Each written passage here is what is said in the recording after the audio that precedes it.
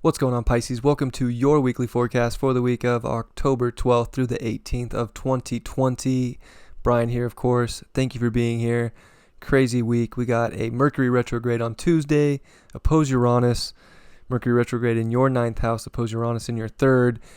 And we have a new moon taking place in your eighth house, which is going to be opposing Mars retrograde and Eris in your second house, T-squaring Jupiter and Pluto and Saturn, mostly Saturn and Pluto in your 11th house. Let's take a look. This is wild energy. Mercury retrograde on Tuesday in your ninth house. This is definitely rethinking your beliefs. This is definitely trying to connect you to something bigger. Why is it connecting you to something bigger with Uranus? It is disconnecting from any environments that are not bringing you something great.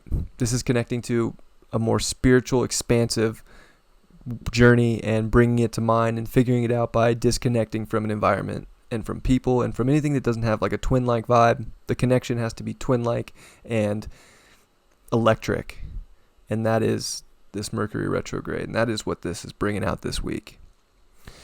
New moon, of course, in your eighth house.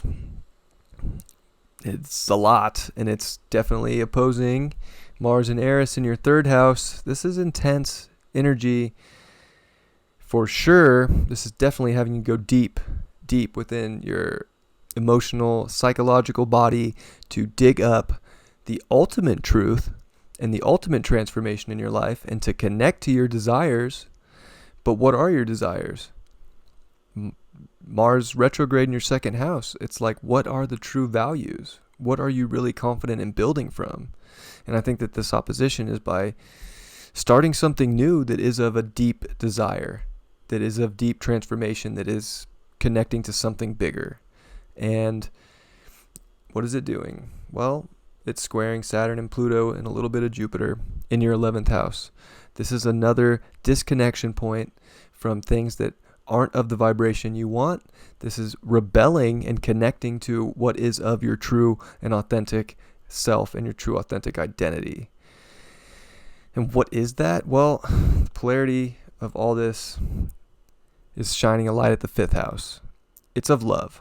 The connection is of love. People in your life have to be of love, and there has to be a creative, passionate impulse or a creative, passionate connection in life with the people, with yourself, and with how you're going to move into the future. And that's everything right now. And I think that this is a new step into something deeper with everybody in your life that's probably karmic, but it could be karmic in a good way if you're in that love. I would say that that is the main trick to finding what you need to connect to is that connection of the heart. And if it is, you're going to know it. Got that North Node in your fourth house. I think the emotions and what you do with your home life is very important right now. That deep subconscious is very important. And, I think it's a big something you have to listen to. It's that subconscious foundation within you that's going to guide you to the ultimate foundation of people and love to build off of, to really find the confidence in the emotions to expand very, very fast this week. So I think there's a lot of pressure to expand from the heart and to expand with people. More about people, we got Venus, of course, in your seventh house. It's going to sextile Mercury this week in the beginning of the week.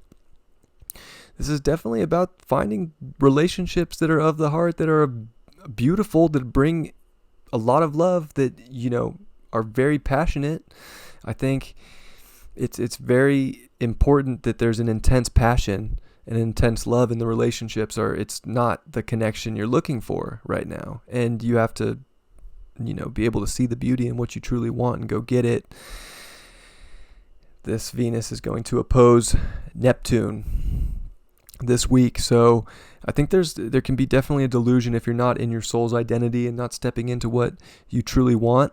You're not going to be able to see or get the relationships you truly want. But if you're able to be in your heart and step into what you want and be around the people you want, the relationship and the people around you are going to be beauty. They're going to be beautiful, and they're going to vibe right. And that's everything.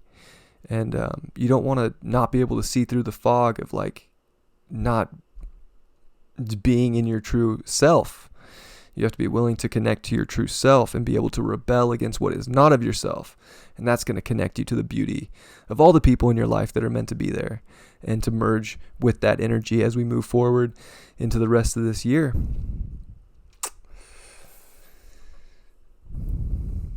Fun week, guys. We got a lot going on. It's so much about the people for you right now, Pisces, and it's all about connecting to the ones that are of a deep emotional, just an intuitive knowing, and being able to step into your heart and see people that are in their heart and have that connection so you can innovate a future with the right people in your life. And that's going to be so important. The Three of Cups reversed. If you're not surrounding yourself with the right people, you're not going to be emotionally fulfilled. Wow.